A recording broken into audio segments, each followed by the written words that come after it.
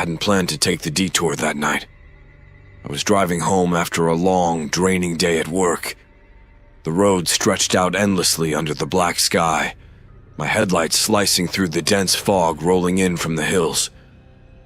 When the bright yellow detour sign appeared, I groaned audibly. Of course, the highway was closed. With no other option, I turned onto the narrow, unfamiliar road it pointed to, my tires crunching over gravel. The new path was unnervingly silent. Trees loomed over the road like hunched shadows, their branches clawing at the night sky. No other cars passed by, and I hadn't seen a house or street lamp in what felt like miles. My phone had lost service an hour ago, and even the hum of the car radio seemed oddly muffled. That's when I saw it. The forge appeared suddenly, emerging from the fog like a secret unveiled. It sat back from the road, surrounded by overgrown weeds and the skeletal remains of a fence. A rusted sign swung from a crooked post, its letters barely legible. Blackburn Forge, Est 1876. My heart skipped a beat. There was something off about the place, something that seemed to press on the edges of my mind. My car sputtered then, jerking forward with a cough before it died completely. No, I muttered, twisting the key in the ignition, but the engine wouldn't turn over. A sinking feeling pooled in my stomach. I was stranded, alone with nothing but the forge for company. The wind picked up, carrying with it the faint scent of smoke, though the building ahead was dark, its windows hollow and lifeless. Against my better judgment, I grabbed my flashlight from the glove box and stepped out. The cold hit me immediately, sharper than it had been moments ago. The crunch of gravel under my boots was deafening in the stillness. I made my way toward the forge, the flashlight beam cutting through the fog. The closer I got, the stronger the smell of burnt metal became, a tang of iron and ash that made my skin crawl. I hesitated at the door. It was cracked open, a sliver of blackness waiting on the other side. The wood was warped and splintered, but it creaked open easily when I pushed it. Inside, the forge was eerily intact, as though it had been abandoned just hours ago. Tools lined the walls, their surfaces gleaming faintly with soot. A workbench stood in the center, its surface covered with old blueprints and rusted nails. I should have turned back. I knew it then, but some invisible thread seemed to pull me forward. A whisper of wind brushed past my ear, or maybe it was a voice. I couldn't tell. The door behind me slammed shut, plunging me into darkness. The darkness pressed down on me like a weight. My flashlight flickered once, then steadied, casting its narrow beam over the room. Shadows danced across the soot-streaked walls, twisting into shapes that seemed to move on their own. I turned to the door, my heart hammering. It didn't budge when I shoved it. The air inside the forge was suffocatingly still, heavy with the smell of scorched iron. My breath clouded in the freezing air, and as I turned back toward the workbench, I noticed something I'd missed before. A hammer lay on the floor, its handle splintered. I crouched to pick it up, but the sound stopped me. It started softly, almost imperceptible, a faint rhythmic clang, clang, clang, as if someone were working at an anvil in the next room. My stomach dropped. There was no one else here. The forge had been abandoned for decades. Everyone in town knew that. I straightened slowly, holding my breath. The sound grew louder, more insistent, as though whoever, or whatever, was hammering wanted me to know they were there. The faint glow of embers flared to life in the forge's central hearth, casting an eerie orange light over the room. I wasn't alone. A voice broke the silence, low and gravelly, like metal grinding against stone. "Why have you come?" I spun around, my flashlight beam cutting wildly through the room, but no one was there. My fingers trembled as I swept the light over the workbench, the tools, the walls. The hammering stopped abruptly, replaced by the creak of chains swinging somewhere in the shadows. "Who's there?" My voice cracked, the words barely above a whisper. No answer. My feet carried me toward the hearth before my mind could stop them. The faint glow pulsed, almost alive, casting strange reflections across the soot-covered anvils. Above the hearth hung a portrait, its surface darkened with age. I lifted the flashlight to see it more clearly. The man in the painting stared back at me, his eyes cold and unyielding. He was powerfully built, with shoulders like an ox and a face carved from granite. Beneath the portrait was a brass plaque. Ezekiel Blackburn, Master Smith, 1845, 1899. A chill ran down my spine. Ezekiel Blackburn, the blacksmith who had owned this forge over a century ago. Stories about him had drifted through town for generations. They said he'd been wronged by his business partners, betrayed and left to die in the very forge he'd built with his hands. The rhythmic hammering returned, this time louder, sharper. My pulse raced as I turned toward the sound, which now seemed to echo from all directions. Then I saw it. In the shadows near the far wall, a figure began to take shape. It wasn't solid, not at first. A faint outline shimmered in the dim light, growing clearer with each beat of the hammer. His face came into focus and my breath hitched. It was Ezekiel, or what was left of him. Burn scars stretched across his translucent skin, his eyes glowing faintly like embers. His mouth twisted into a grimace as he stepped forward, chains dragging behind him. "You shouldn't be here," he growled, his voice cutting through the air like a blade. I stumbled back, my flashlight falling from my hands.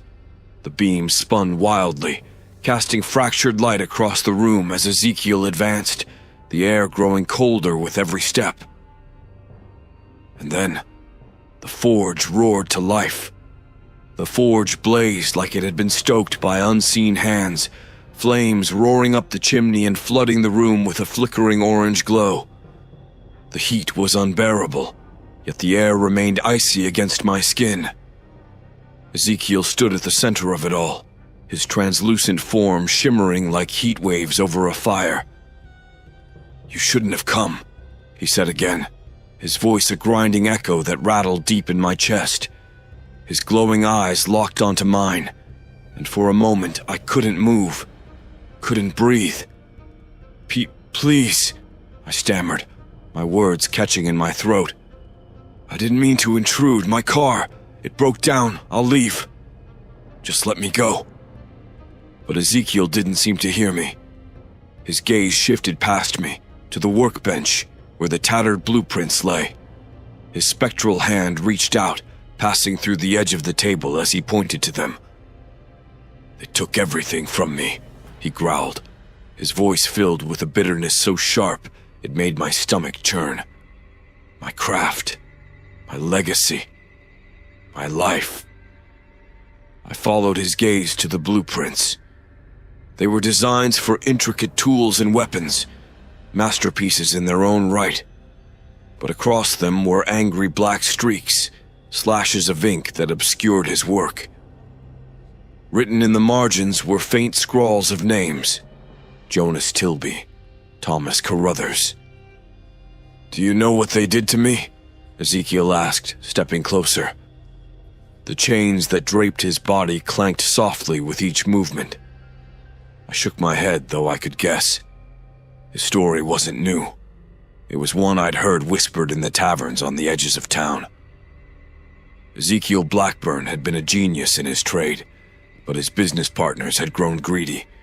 They cheated him out of his forge and wealth, leaving him to die in a mysterious fire that had consumed the building. His spirit, they said, had never left. "I built this place with my blood, my sweat," he hissed, the embers in his eyes flaring brighter. "And they burned it to the ground. They thought they could erase me. But I endure." As if to prove his point, The chains around him rattled violently, rising like serpents. The metal links glowed red-hot, and I could feel the heat radiating from them. He raised his hand, and the hammer from the floor flew into his grasp. "You'll finish what they wouldn't let me," he commanded, his voice reverberating through the forge. "What do you mean?" I asked, though I already knew. Ezekiel pointed to the forge where a blackened anvil stood waiting. Above it hung a half-forged blade, its edge jagged and raw. "You'll help me finish my work," he said, his tone leaving no room for argument. "The blade of vengeance." I stepped back, my mind racing. My instincts screamed to run, but the forge door remained locked, and Ezekiel's fiery gaze held me in place. The hammer floated toward me, heavy and unyielding as it landed in my trembling hands. The forge roared louder, its flames licking at the blade. Ezekiel's chains rose higher, surrounding me like a cage. The air vibrated with an unnatural energy as he loomed over me. "Strike!" he demanded, his voice thunderous. "Strike or share their fate." I stared at the glowing steel, the hammer in my hand growing hotter by the second.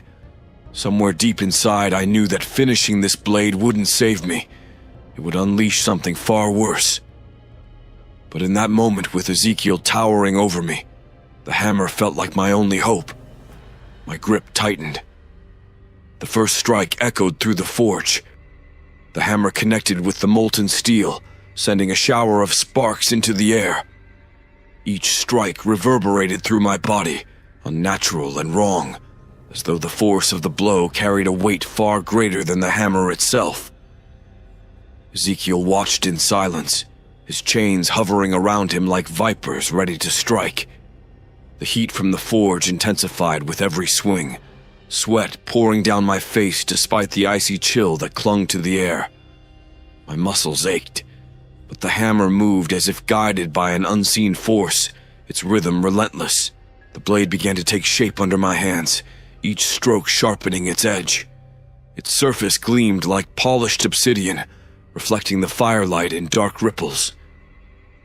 The air thickened, growing heavy with a sensation I couldn't name, a presence, ancient and malevolent, lurking just beyond the edge of perception.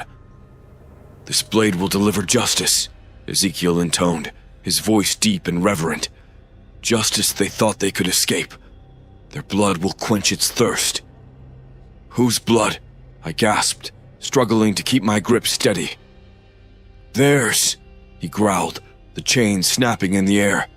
"Jonas Tilby, Thomas Carruthers, the cowards who betrayed me. They fled, but I found them. Even in death, they cannot hide from me." I froze mid-swing, my pulse racing. "They're already dead?" Ezekiel's glowing eyes burned brighter. "Their punishment lies in the afterlife. The blade will pierce the veil and bring them back. They will suffer, as I have suffered." A wave of nausea rolled over me as I stared at the blade, its edges unnervingly sharp, its surface seeming to writhe as though alive. The air hummed with an electric charge, a palpable sense of something ancient and dark awakening. "No," I said, dropping the hammer. The clang echoed through the forge, a sharp protest against his demand. "I won't do it." The room went deathly still. Ezekiel's face twisted in rage, and the chains around him lashed out, wrapping around my arms and legs like iron serpents. The cold bit into my skin, and I cried out as he dragged me closer to the forge. "You will finish it," he hissed, his voice an inferno of anger. "You will complete my work, or you will join me in eternal torment." The blade on the anvil pulsed, emitting a low, ominous hum. The air grew heavier, my vision dimming as the chains tightened.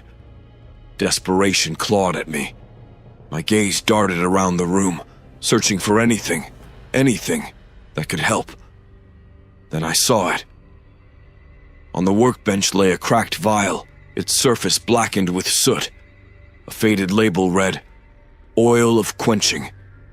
It was used for tempering blades, but it was also volatile when exposed to open flames. Summoning every ounce of courage I had, I reached for the vial, my fingers straining against the pull of the chains. Ezekiel's voice roared in fury as he realized what I was doing, his form flickering like a flame in the wind. I grasped the vial and hurled it into the heart of the forge. The explosion was immediate. The forge erupted in a blinding flash of light, the force of it throwing me backward. The roar of the flames drowned out Ezekiel's scream, a sound so primal it felt like it tore through the fabric of the air itself. I hit the ground hard, my ears ringing, the world spinning around me. The forge was engulfed in an inferno, the flames rising impossibly high, consuming everything. Through the fire, I saw Ezekiel one last time, his form writhing as the chains that bound him melted away. His gaze locked on mine, his eyes no longer burning with rage, but something deeper. Anguish. Then he was gone. When I came to, the world was eerily silent. The forge was gone.